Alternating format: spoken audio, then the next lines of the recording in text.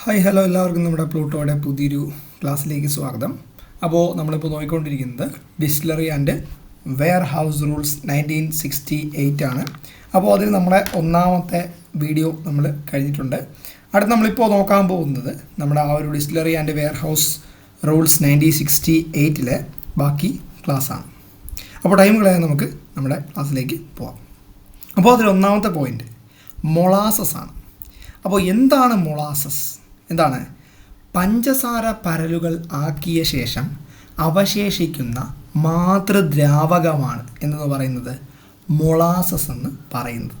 അപ്പോൾ പഞ്ചസാര പരലുകൾ ദ്രാവകം ആക്കിയ ശേഷം പഞ്ചസാര പരലുകളാക്കിയ ശേഷം അവശേഷിക്കുന്ന മാതൃദ്രാവകമാണെന്ത്?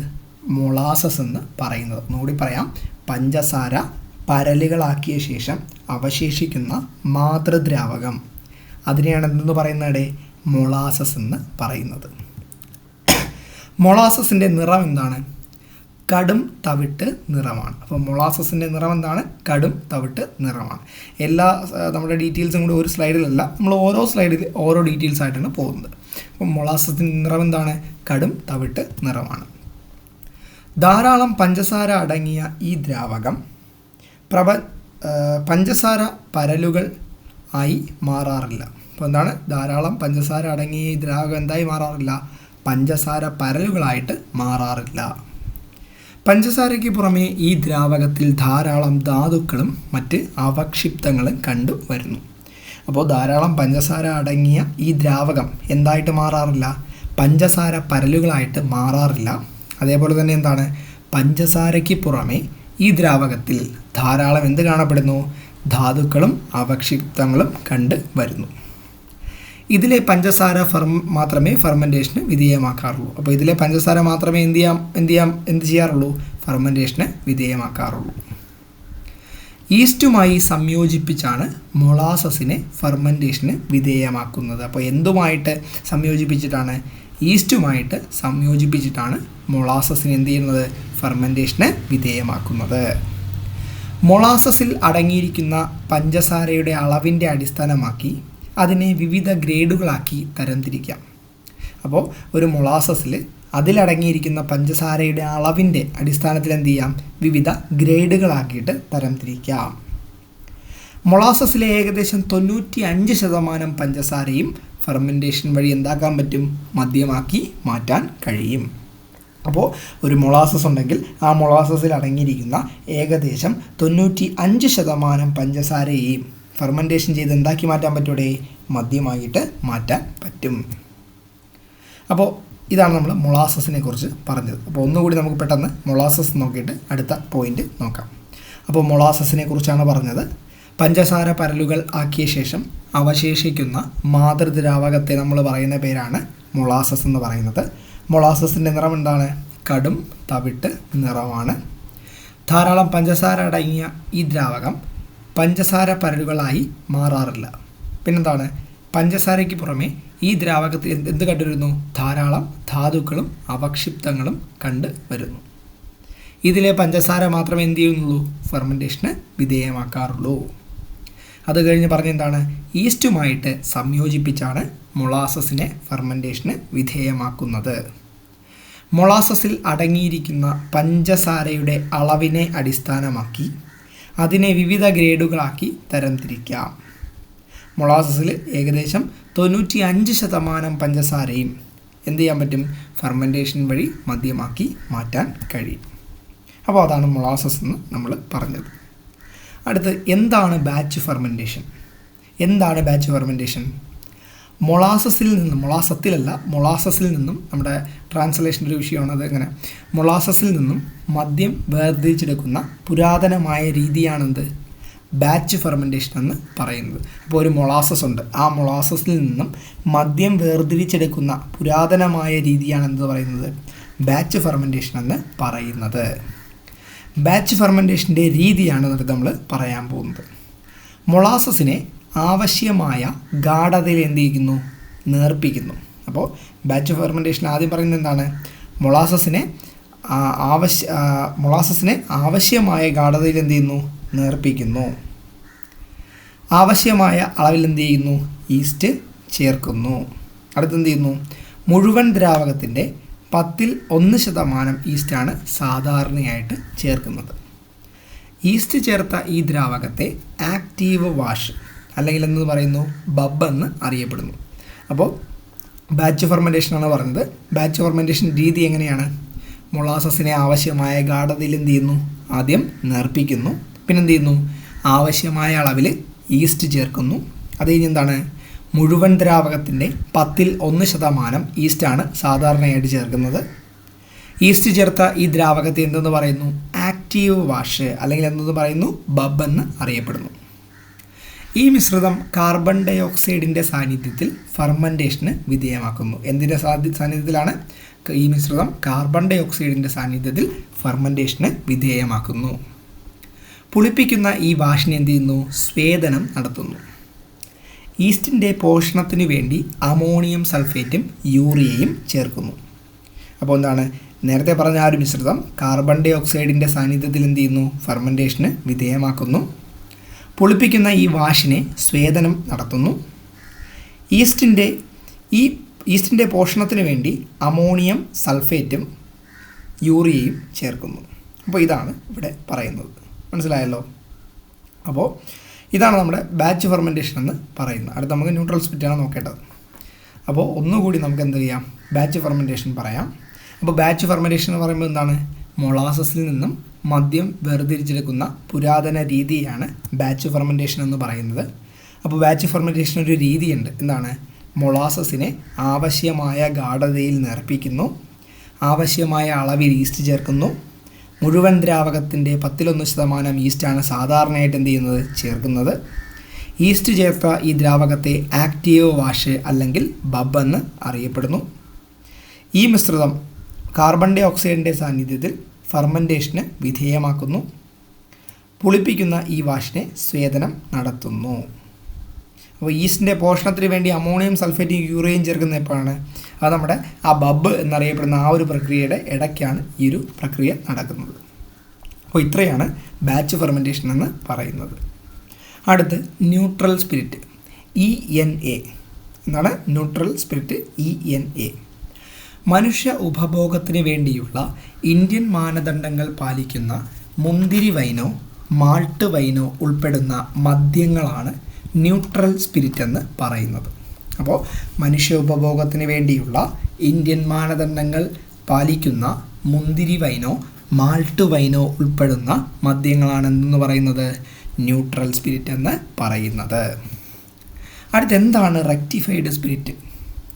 5000 OPയിൽ താഴെ ആൽക്കഹോൾ കുറയാത്ത ഗാഢതയുള്ള അൺഡീനാച്ചുറേറ്റഡ് സ്പിരിറ്റാണ് റെക്ടിഫൈഡ് സ്പിരിറ്റ് എന്ന് പറയുന്നത്. അപ്പോൾ 5000 OPയിൽ താഴെ ആൽക്കഹോൾ കുറയാത്ത ഗാഢതയുള്ള അൺഡീനാച്ചുവേർഡ് സ്പിരിറ്റിനെയാണ് എന്തെന്ന് പറയുന്നത്? റെക്ടിഫൈഡ് സ്പിരിറ്റ് എന്ന് പറയുന്നത്. അപ്പോൾ 5000 OPയിൽ താഴെ ആൽക്കഹോൾ കുറയാത്ത ഗാഢതയുള്ള അൺഡീനാച്ചുവേർഡ് സ്പിരിറ്റാണ് റെക്ടിഫൈഡ് സ്പിരിറ്റ് എന്ന് പറയുന്നത്. റെക്ടിഫൈഡ് സ്പിരിറ്റിൽ നിന്നും പരമാവധി ജലം നീക്കം ചെയ്ത് ലഭിക്കുന്ന ഉൽപ്പന്നമാണ് അബ്സൊല്യൂട്ട് സ്പിരിറ്റ് എന്ന് പറയുന്നത്. അപ്പോൾ റെക്ടിഫൈഡ് സ്പിരിറ്റിൽ നിന്നും പരമാവധിയുള്ള ജലത്തെ നീക്കം ചെയ്ത് ലഭിക്കുന്ന ഉൽപ്പന്നമാണ് ഏതടെ? അബ്സൊല്യൂട്ട് സ്പിരിറ്റ് എന്ന് പറയുന്നത്. അപ്പോൾ ഒന്നുകൂടി പറയാം. റെക്ടിഫൈഡ് സ്പിരിറ്റ് എന്ന് പറയുമ്പോൾ 5000 OPയിൽ താഴെ ആൽക്കഹോൾ കുറയാത്ത ഗാഢതയുള്ള അൺഡീനാച്ചുവേർഡ് സ്പിരിറ്റിനെയാണ് റെക്ടിഫൈഡ് സ്പിരിറ്റ് എന്ന് പറയുന്നത്. റെക്ടിഫൈഡ് സ്പിരിറ്റിൽ നിന്നും പരമാവധി ജലം നീക്കം ചെയ്ത് ലഭിക്കുന്ന ഉൽപ്പന്നമാണെന്ത്? അബ്സല്യൂട്ട് സ്പിരിറ്റ് എന്ന് പറയുന്നത്. അടുത്ത് ഈഥൈൽ ആൽക്കഹോളാണ് നോക്കേണ്ടത്. നമ്മൾ നേരത്തെ അതിൻ്റെ ആ ഒരു സിമ്പിളൊക്കെ നോക്കി. അപ്പോൾ ഈഥൈൽ ആൽക്കഹോളിൻ്റെ രാസസൂത്രമല്ല രാസസൂത്രം C2H5OH ആണ്. അപ്പോൾ ഈഥൈൽ ആൽക്കഹോളിൻ്റെ രാസസൂത്രം എന്താണ്? C2H5OH. ഈഥൈൽ ആൽക്കഹോളിൻ്റെ പ്രത്യേകതകൾ എന്തൊക്കെയാണ്? ദ്രാവകാവസ്ഥയിൽ നിന്നും വാതകമായി മാറാനുള്ള പ്രവണത കൂടുതലാണ്, കത്തുന്ന വാതകമാണ്, നിറമില്ലാത്തതാണ്, രൂക്ഷഗന്ധമുണ്ട്, കത്തുന്നത് പോലുള്ള രുചി അല്ലെങ്കിൽ ബേണിംഗ് ടേസ്റ്റാണ് അതിൻ്റെ പ്രത്യേകത. അപ്പോൾ ഈഥൈൽ ആൽക്കഹോളിനെ കുറിച്ചാണ് പറഞ്ഞത്. C2H5OH, ethyl alcohol C2H5OH, ethyl alcohol C2H5OH. Ethyl ആൽക്കഹോളിൻ്റെ പ്രത്യേകതകൾ എന്തൊക്കെയാണ്? ദ്രാവകാവസ്ഥയിൽ നിന്നും വാതകമായി മാറാനുള്ള പ്രവണത കൂടുതലാണ്, കത്തുന്നുണ്ട്, നിറമില്ലാത്തതാണ്, രൂക്ഷഗന്ധമുണ്ട്, കത്തുന്നത് പോലുള്ള രുചി, ബേണിംഗ് ടേസ്റ്റുമാണ്. അപ്പോൾ ഇതാണ് ഈഥൈൽ ആൽക്കഹോൾ. അടുത്ത് absolute alcohol. 99.5% by volume ethyl ആൽക്കഹോളിൽ കുറയാത്ത ഗാഢതയുള്ള ദ്രാവകത്തെ അബ്സല്യൂട്ട് ആൽക്കഹോൾ എന്ന് പറയുന്നു. അപ്പോൾ 99.5% ബൈ വോളിയം ഈഥൈൽ ആൽക്കഹോളിൽ കുറയാത്ത ഗാഢതയുള്ള ദ്രാവകത്തെ അബ്സല്യൂട്ട് ആൽക്കഹോൾ എന്ന് പറയുന്നു. 60 ഡിഗ്രി ഫാരൻഹീറ്റിൽ ഇതിനെ 100% എഥനോൾ എന്ന് പറയും. അപ്പോൾ 60 ഡിഗ്രി ഫാരൻഹീറ്റിൽ ഇതിനെ എന്ന് പറയുന്നു 100% എഥനോൾ എന്ന് പറയാം. അപ്പോൾ എന്താണ് അബ്സല്യൂട്ട് ആൽക്കഹോൾ? അപ്പോൾ 99.5% ബൈ വോളിയം ലെവലിൽ ഈഥൈൽ ആൽക്കഹോളിൽ കുറയാത്ത ഗാഢതയുള്ള ദ്രാവകത്തെയാണ് നമ്മൾ അബ്സല്യൂട്ട് ആൽക്കഹോൾ എന്ന് പറയുന്നത്. 60 ഡിഗ്രി ഫാരൻഹീറ്റിൽ ഇതിനെ 100% എഥനോൾ എന്ന് നമ്മൾ പറയും. അതാണ് അബ്സല്യൂട്ട് ആൽക്കഹോൾ എന്ന് പറയുന്നത്. അടുത്ത ഡിസ്റ്റിലേഷൻ. എന്താണ് ഡിസ്റ്റിലേഷൻ? ഒരു പദാർത്ഥത്തെ താപം നൽകി ബാഷ്പീകരിക്കുകയും അതിനെ തണുപ്പിച്ച് ദ്രവീകരിക്കുകയും ചെയ്യുന്നതിനെയാണ് എന്തെന്ന് പറയുന്നത്? ഡിസ്റ്റിലേഷൻ എന്ന് പറയുന്നത്. സ്വേദനം, സദനമല്ല സ്വേദനം. ഒരു ചെറിയ നമ്മുടെ ട്രാൻസ്ലേഷൻ ഒന്ന് തെറ്റാണ്, കുറച്ച് തെറ്റുണ്ടെന്ന്. അപ്പോൾ സ്വേദനം എന്ന് പറയുന്നത്. അപ്പോൾ എന്താണ് ഡിസ്റ്റിലേഷൻ? ഒരു പദാർത്ഥത്തെ താപം നൽകി ബാഷ്പീകരിക്കുകയും അതിനെ തണുപ്പിച്ച് ദ്രവീകരിക്കുകയും ചെയ്യുന്നതിനെയാണ് ഡിസ്റ്റിലേഷൻ അല്ലെങ്കിൽ സ്വേദനമെന്ന് പറയുന്നത്. സ്വേദനത്തിലൂടെ ദ്രാവക മിശ്രിതത്തിലെ ഘടകങ്ങളെ വേർതിരിക്കുന്നു. അപ്പോൾ സ്വേദനത്തിലൂടെ എന്ത് ചെയ്യുന്നു? അല്ലെങ്കിൽ ഡിസ്റ്റിലേഷനിലൂടെ എന്ത് ചെയ്യുന്നു? ദ്രാവക മിശ്രിതത്തിലെ ഘടകങ്ങളെ എന്ത് ചെയ്യുന്നു? വേർതിരിക്കുന്നു. ദ്രാവക മിശ്രിതത്തിലെ ഘടകങ്ങളെ വേർതിരിക്കുന്ന പ്രക്രിയ എന്താണ്? ഡിസ്റ്റിലേഷൻ. അപ്പോൾ അടുത്ത് എന്താണ് ഫെർമെൻറ്റേഷൻ? എന്താണ് ഫെർമെൻറ്റേഷൻ? പച്ചക്കറികൾ, മാംസവിഭവങ്ങൾ എന്നിവയിൽ അന്തരീക്ഷ വായുവിലും ഊഷ്മാവിലും നടക്കുന്ന വിഘടന പ്രവർത്തനങ്ങളുടെ ഫലമായി നടക്കുന്ന ജീർണനത്തെയാണെന്ന് പറയുന്നത് ഫെർമെൻറ്റേഷൻ എന്ന് പറയുന്നത്. അപ്പോൾ എന്താണ് ഫെർമെൻറ്റേഷൻ? പച്ചക്കറികൾ, മാംസവിഭവങ്ങൾ എന്നിവയിൽ അന്തരീക്ഷ വായുവിലും ഊഷ്മാവിലും നടക്കുന്ന വിഘടന പ്രവർത്തനങ്ങളുടെ ഫലമായി നടക്കുന്ന ജീർണനത്തെയാണെന്ന് പറയുന്നതേ ഫെർമെൻറ്റേഷൻ എന്ന് പറയുന്നത്. അപ്പോൾ നമ്മൾ എക്സൈസ് പഠിക്കുമ്പോൾ എക്സൈസ് ഭാഷയിൽ പറഞ്ഞാൽ ഫെർമെൻറ്റേഷൻ എന്ന് പറഞ്ഞാൽ എന്താണ്? ഫെർമെൻറ്റേഷൻ എന്നാൽ പഞ്ചസാര അടങ്ങിയ ദ്രാവകങ്ങളിൽ നിന്നും ആൽക്കഹോൾ അടങ്ങിയ പദാർത്ഥങ്ങളെ രൂപീകരിക്കുന്ന പരിപാടിയാണെന്ത്? എക്സൈസ് ഭാഷയിൽ ഫെർമെൻറ്റേഷൻ എന്ന് പറയുന്നത്. അപ്പോൾ നോർമലി ഫെർമെൻറ്റേഷൻ എന്ന് പറഞ്ഞാൽ എന്താണ്? പച്ചക്കറികൾ അല്ലെങ്കിൽ മാംസവിഭവങ്ങൾ ഇവ അന്തരീക്ഷത്തിലെ വായു ഊഷ്മാവിൽ നടക്കുന്ന വിഘടന പ്രവർത്തനങ്ങളുടെ ഫലമായി നടക്കുന്ന ജീർണനത്തെയാണ് ഫെർമെൻറ്റേഷൻ എന്ന് പറയുന്നത്. എന്നാൽ എക്സൈസ് ഭാഷയിൽ പറയുമ്പോൾ എന്താണ്? പഞ്ചസാര അടങ്ങിയ ദ്രാവകങ്ങളിൽ നിന്നും നമ്മുടെ ആൽക്കഹോൾ അടങ്ങിയ പദാർത്ഥങ്ങളെ രൂപീകരിക്കുന്ന പരിപാടിയാണ് നമ്മുടെ എക്സൈസ് ഭാഷയിൽ ഫെർമെൻറ്റേഷൻ എന്ന് പറയുന്നത്. സിമ്പിളാണ്, ഇതൊക്കെ ഭയങ്കര സിമ്പിൾ കാര്യങ്ങളാണ്. ഓക്കെ, മനസ്സിലായല്ലോ. അടുത്ത് അറ്റന്വേഷൻ. എന്താണ് അറ്റന്വേഷൻ? സാക്കറോമീറ്ററിലെ ഏറ്റവും ഉയർന്ന ഗ്രാവിറ്റി, അതായത് ഇനിഷ്യൽ ഗ്രാവിറ്റിക്കും ഏറ്റവും താഴ്ന്ന ഗ്രാവിറ്റി, ഫൈനൽ ഗ്രാവിറ്റിക്കും ഇടയിലുള്ള ഡിഗ്രികളുടെ എണ്ണത്തെയാണെന്ന് പറയുന്നത് അറ്റന്വേഷൻ എന്ന് പറയുന്നത്. അപ്പോൾ എന്താണ് അറ്റന്വേഷൻ? ഒരു സാക്കറോമീറ്ററിലെ ഏറ്റവും ഉയർന്ന ഗ്രാവിറ്റിക്കും ഏറ്റവും താഴ്ന്ന ഗ്രാവിറ്റിക്കും ഇടയിലുള്ള ഡിഗ്രികളുടെ എണ്ണത്തെയാണ് അറ്റന്വേഷൻ എന്ന് പറയുന്നത്. അപ്പോൾ എന്താണ് അറ്റന്വേഷൻ ഒന്നുകൂടി? സാക്കറോമീറ്ററിലെ ഏറ്റവും ഉയർന്ന ഗ്രാവിറ്റിക്കും ഏറ്റവും താഴ്ന്ന ഗ്രാവിറ്റിക്കും ഇടയിലുള്ള ഡിഗ്രികളുടെ എണ്ണത്തെയാണ് അറ്റന്വേഷൻ എന്ന് പറയുന്നത്. അടുത്ത് പ്രൂഫ് സ്പിരിറ്റ്. എന്താണ് പ്രൂഫ് സ്പിരിറ്റ്? പ്രൂഫ് സ്പിരിറ്റിന് വേറൊരു പേരെന്താണ്? ഇതിനെ ലണ്ടൻ പ്രൂഫ് എന്നും അറിയപ്പെടുന്നു. അപ്പോൾ പ്രൂഫ് സ്പിരിറ്റിന് പറയുന്ന മറ്റൊരു പേരെന്താണ്? ലണ്ടൻ പ്രൂഫ് എന്നും അറിയപ്പെടുന്നു. 10.6 ഡിഗ്രി സെൽഷ്യസ് അല്ലെങ്കിൽ 51 ഡിഗ്രി ഫാരൻഹീറ്റ് താപനിലയിൽ ജലത്തിൻ്റെയും എഥനോളിൻ്റെയും മിശ്രിതത്തെ പ്രൂഫ് സ്പിരിറ്റ് എന്ന് പറയാം. ഏത് താപനിലയിലാണ്? 10.6 ഡിഗ്രി സെൽഷ്യസ് 51 ഡിഗ്രി ഫാരൻഹീറ്റ് താപനിലയിൽ ജലത്തിൻ്റെയും എഥനോളിൻ്റെയും മിശ്രിതത്തെ എന്തെന്ന് പറയാം? പ്രൂഫ് സ്പിരിറ്റ് എന്ന് പറയാം. ഈ മിശ്രിതം അതിൻ്റെ അതേ വ്യാപ്തത്തിലുള്ള ശ്വേതജലത്തിൻ്റെ 13/12 ഭാഗം ഭാരം ഉണ്ടായിരിക്കണം. അപ്പോൾ ഈ മിശ്രിതം എന്താണ്? അതിൻ്റെ അതേ വ്യാപ്തത്തിലുള്ള ശ്വേതജലത്തിൻ്റെ 12/13 ഭാഗം ഭാരം ഉണ്ടായിരിക്കണം. ഇതിൻ്റെ സാന്ദ്രത എത്രയാണ്? 15.6 ഡിഗ്രി 60 ഡിഗ്രി ഫാരൻഹീറ്റ് താപനിലയിൽ എത്രയായിരിക്കണം? 0.91976 ആയിരിക്കണം. അപ്പോൾ ഇതിൻ്റെ സാന്ദ്രത എത്രയാണ്? 15.6 ഡിഗ്രി സെൽഷ്യസ്, അതായത് 60 ഡിഗ്രി ഫാരൻഹീറ്റ് താപനിലയിൽ 0.91976 ആയിരിക്കണം. 15.6 ഡിഗ്രി സെൽഷ്യസ് താപനിലയിൽ ഇതിൻ്റെ ഭാരത്തിൻ്റെ 49.28% ആൽക്കഹോൾ ആയിരിക്കണം. അപ്പോൾ 15.6 ഡിഗ്രി സെൽഷ്യസ് താപനിലയിൽ എന്താണ്? ഇതിൻ്റെ ഭാരത്തിൻ്റെ 49.28% എന്തായിരിക്കണം? ആൽക്കഹോൾ ആയിരിക്കണം. അല്ലെങ്കിൽ താപനിലയിൽ അതിൻ്റെ വ്യാപ്തത്തിൻ്റെ 57.10% ആൽക്കഹോൾ ആയിരിക്കണം. ഇതൊക്കെ ജസ്റ്റ് വായിച്ച് വെച്ച് തന്നാൽ മതി. ഇമ്പോർട്ടൻ്റ് ആണെന്ന് വെച്ച് കഴിഞ്ഞാൽ നമ്മളൊരു സ്റ്റേറ്റ്മെൻറ്റ് വന്നു കഴിഞ്ഞാൽ ചിലപ്പോൾ പെട്ടു. അതുകൊണ്ട് മാക്സിമം വായിച്ച് വെച്ച് ചെയ്യുക, റിപ്പീറ്റ് ചെയ്ത് വായിക്കുക, അത്രേ ഉള്ളൂ. അപ്പോൾ പ്രൂഫ് സ്പിരിറ്റിനെ കുറിച്ചാണ് പറഞ്ഞത്. ലണ്ടൻ പ്രൂഫ് എന്നറിയപ്പെടുന്നു. 10.6 ഡിഗ്രി സെൽഷ്യസ് 51 ഡിഗ്രി ഫാരൻഹീറ്റ് താപനിലയിൽ ജലത്തിൻ്റെയും എഥനോളിൻ്റെയും മിശ്രിതത്തെയാണ് പ്രൂഫ് സ്പിരിറ്റ് എന്ന് പറയുന്നത്.